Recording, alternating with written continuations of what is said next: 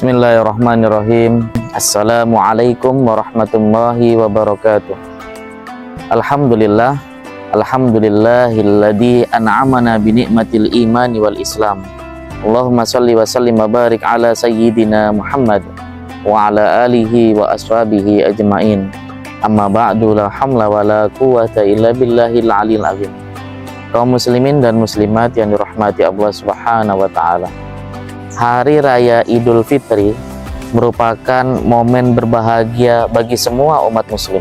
Setelah 1 bulan penuh melaksanakan ibadah puasa di bulan Ramadan, Ibnu Arabi menuturkan dinamakan Id dari kata Idul Fitri karena momen itu selalu hadir berulang pada setiap tahunnya dan menghadirkan rasa kegembiraan.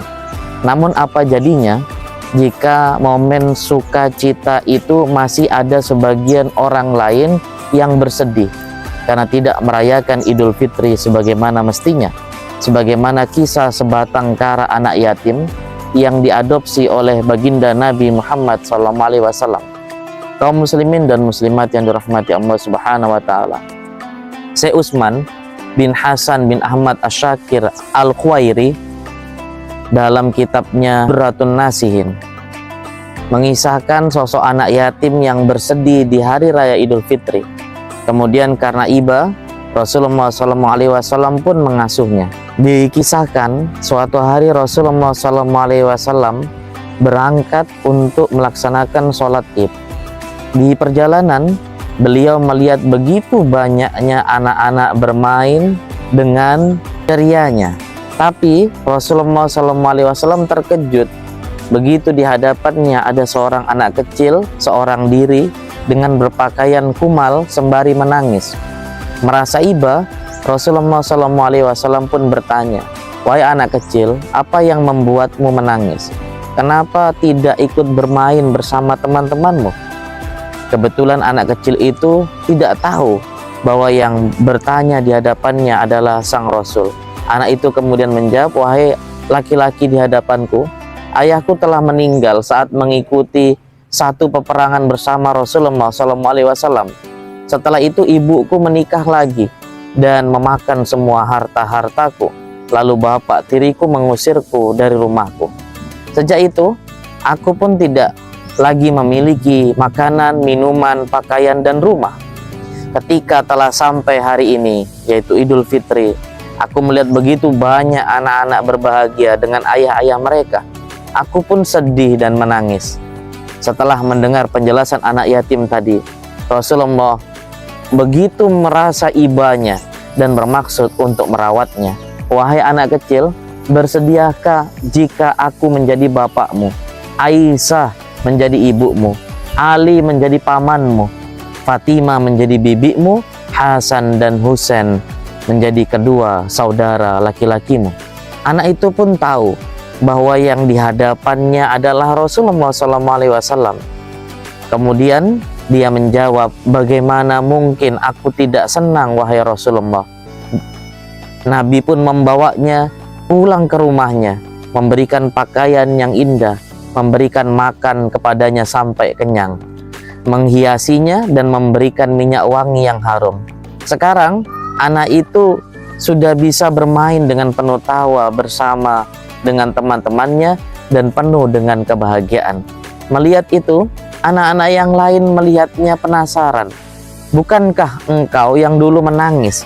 Kenapa sekarang engkau begitu berbahagia?" tanya mereka penasaran. "Memang aku dulu kelaparan, tapi sekarang aku kenyang. Dulu pakaianku buruk, ini sudah tidak lagi. Dulu aku seorang yatim, tapi kini Rasulullah SAW menjadi bapak angkatku. Ali pamanku, Fatimah bibiku, dan Hasan wal Husain adalah saudara laki-lakiku. Maka bagaimana mungkin aku tidak berbahagia?" Anak-anak yang lain mendengar penuturan anak ini merasa iri. Andai saja dalam hati mereka, "Bapak kami syahid di medan pertempuran, pasti kami akan menempati posisi sama seperti posisimu." Setelah Rasulullah SAW wafat, maka anak ini kembali terlunta-lunta sebagai seorang anak yatim. Kemudian dia diasuh oleh Abu Bakar As-Siddiq radhiyallahu anhu. kisah Rasulullah SAW dan anak yatim ini memiliki banyak sekali pelajaran penting yang perlu kita teladani di dalam menyambut hari kemenangan Idul Fitri. Yang pertama, momen Idul Fitri merupakan momen berbahagia, tapi jangan sampai kebahagiaan kita larut begitu saja sementara kita menghadirkan keegoan diri, melupakan penderitaan orang lain. Yang kedua, pentingnya memiliki tanggung jawab. Rasulullah sebagai seorang pemimpin, beliau dengan penuh tanggung jawab memelihara anak ini, dan ini bisa menjadi sampel bagi kita yang hari ini menjadi pemimpin yang diberikan amanah agar mampu menghadirkan keteladanan Rasul dalam kehidupan, yaitu mengayomi, menjaga, memelihara mereka yang dalam keadaan lemah. Yang ketiga, anjuran mengasihi anak yatim. Apa yang dilakukan oleh baginda Nabi merupakan dorongan bagi siapapun untuk berbuat baik, menyantuni, dan mengasihi anak yatim. Dalam salah satu hadis, Rasulullah SAW bersabda, "Ana wa kafilul yatimi fil jannati hakada." Wa asyara bis sababatil wal wusta wa farroja bainahuma syai'an.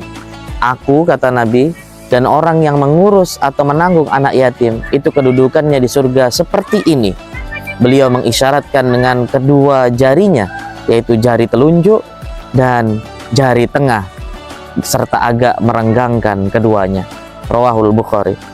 Kaum muslimin dan muslimat yang dirahmati Allah Subhanahu wa taala, hadis ini menganjurkan kita untuk banyak melakukan kebaikan kepada mereka yang lemah, wabil khusus kepada mereka anak yatim.